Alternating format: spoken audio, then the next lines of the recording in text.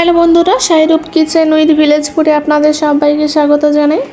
আজকে আবারও একটা সুন্দর রেসিপি নিয়ে চলে আসলাম। আজকে বানাবো রুই মাছ দিয়ে বাঁধাকপি আলুর তরকারি।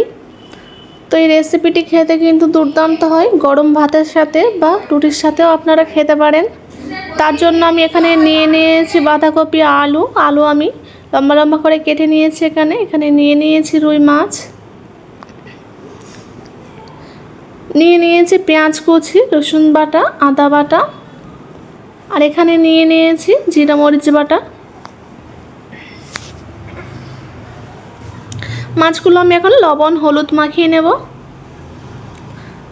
মাছগুলো কিন্তু আমি লবণ আর হলুদ মাখিয়ে নিলাম। কড়া বসিয়ে কড়া গরম হয়ে গেলে তেল দিয়ে দিলাম। এখানে তেল গরম হয়ে গেলে এক এক করে আমি মাছগুলো দিয়ে দিলাম।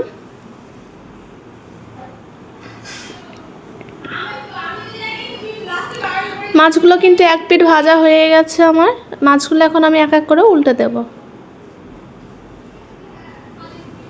মাছগুলো কিন্তু আমি এক এক করে উল্টে দিয়েছি। মাছগুলো আমার অলরেডি ভাজা হয়ে এসেছে। মাছগুলো আমি তুলে নেব। কড়াইতে যে তেল আছে ওই তেলে দিয়ে দেব পেঁয়াজ কুচি। পেঁয়াজ একটু নাড়াচাড়া করে হালকা ফ্রাই হয়ে গেলে আমি দিয়ে দেব রসুন বাটা, দিয়ে দেব আদা বাটা। মশলাগুলো একটু ফ্রাই হয়ে গেলে আমি বাঁধাকপি দিয়ে দেব। বাঁধাকপি আমি এখানে অল্প একটু দিলাম, দিয়ে একটু নাড়াচাড়া করে নেব। যেহেতু আমি যদি একেবারে বাঁধাকপি দিই এখানে, আমি কিন্তু তলায় মশলাটা ধরে লাগবে। তো ওই জন্য একটু নাড়াচাড়া করে আবার বাকি বাঁধাকপিগুলো আমি এখানে দিয়ে দিলাম। স্বাদ মতো লবণ দিলাম।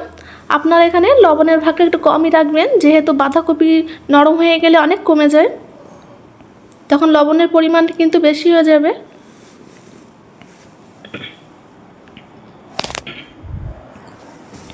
দেখতে পাচ্ছেন বাঁধাকপি কিন্তু কতটা কমে এসছে। আমি এই পর্যায়ে দিয়ে দিলাম জিরা মরিচ বাটা, দিয়ে একটু নাড়াচাড়া করে এখানে আমি লঙ্কার গুঁড়ো আর হলুদের গুঁড়োটা দিয়ে দেব।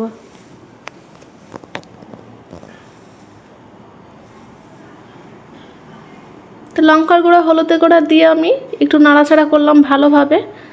যখন দেখবেন একটু তলায় ধরে লাগছে, তখন অল্প একটু জল দেবেন। আমি এখানে একটু জল দিয়ে দিলাম। এরকম অল্প অল্প জল দিয়ে আমি দু থেকে তিনবার বাঁধাকপিটাকে কষাবো।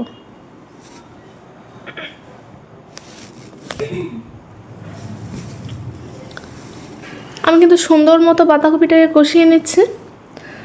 যখন অল্প একটু জল থাকবে সেই পর্যায়ে আমি দিয়ে দেব 3 থেকে 4 পিস আমি এখানে টমেটো কেটে নিয়েছি, টমেটোগুলো দিয়ে দেব।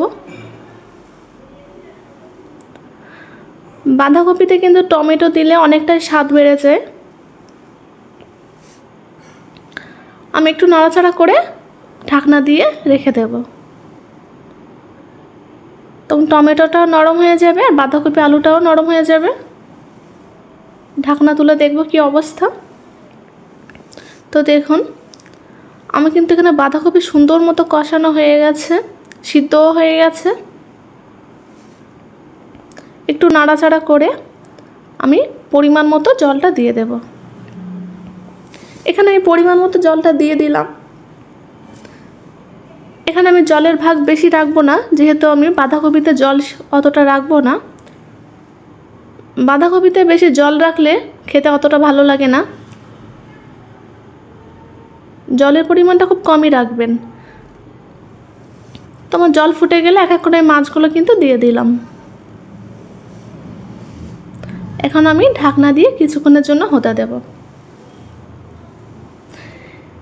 এই সবজিটি খেতে কিন্তু দুর্দান্ত হয়, অসাধারণ খেতে হয়। অবশ্যই বাড়িতে একবার ট্রাই করবেন। দেখুন আমি ঢাকনা খুলে দেখাচ্ছি আপনাদেরকে।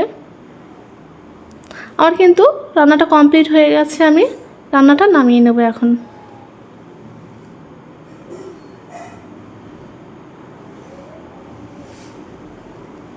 দেখুন আমি রান্নাটা কিন্তু নামিয়ে নিয়েছি। আমি তো খুব কম পরিমাণে জলটা রেখেছি, দেখতেই পাচ্ছেন আশা করি। ভিডিওটি ভালো লাগলে অবশ্যই লাইক করবেন আর এরকম নতুন নতুন ভিডিও পেতে অবশ্যই চ্যানেলটি সাবস্ক্রাইব করে রাখবেন।